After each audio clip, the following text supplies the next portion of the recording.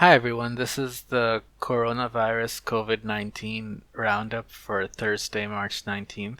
One of the most shared articles right now is a report from the Imperial College of London.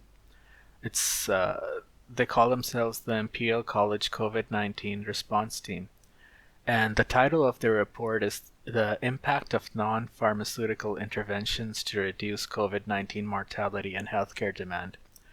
So the basic effect of this report was that since it's from a very prestigious group and it recommends or it displays that doing things like social distancing can dramatically reduce how far this virus spreads and its effects.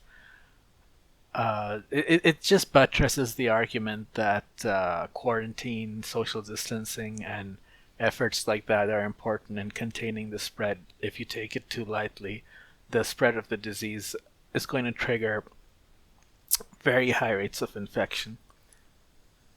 The second article that has been making the rounds is it's an academic paper in Nature.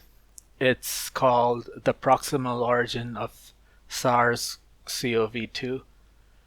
So basically the gist of this paper is that it's that the virus has evolved from past strains of similar viruses. So it's not. It basically dispels the myth that the virus was artificially engineered. Let's see if there is some conclusion they have here. Detailed understanding of how an animal virus jumped species boundaries to infect humans so productively will help in the prevention of future zoonotic events. So what this paper does is it really traces the source of the virus. Is it human to human? Is it animal to human? And what they've determined is that this being the seventh coronavirus to infect humans, that it was probably from an animal source. Let's see. What the fourth article is, we know enough now to act decisively against COVID-19. Social distancing is a good place to start. This article is a rebuttal to another article about how we don't have enough information to take drastic measures like quarantine in response to COVID-19, which can, you know, we're already seeing like the responses like quarantine are causing economic damage. But this rebuttal says, well, we have enough information in terms of the actual fatalities, sickness, data, so forth.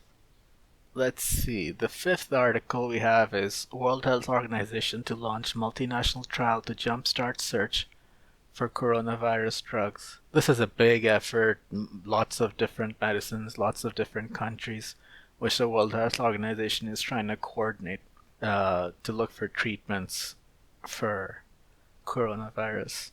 Alright, let's look at the sixth article. Substantial undocumented infection facilitates the rapid dissemination of novel coronavirus. This is another academic paper. Let's scroll down to the conclusion.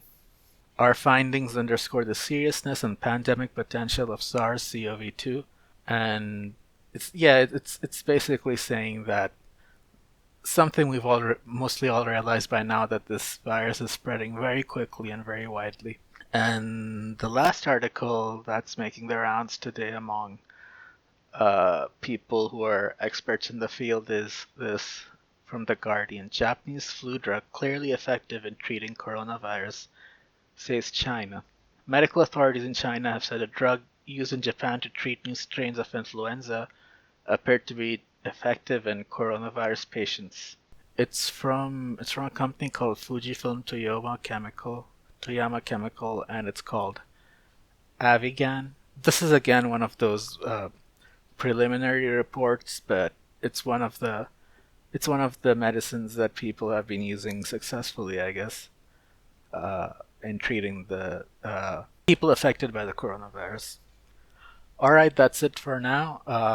we'll get back with more articles tomorrow.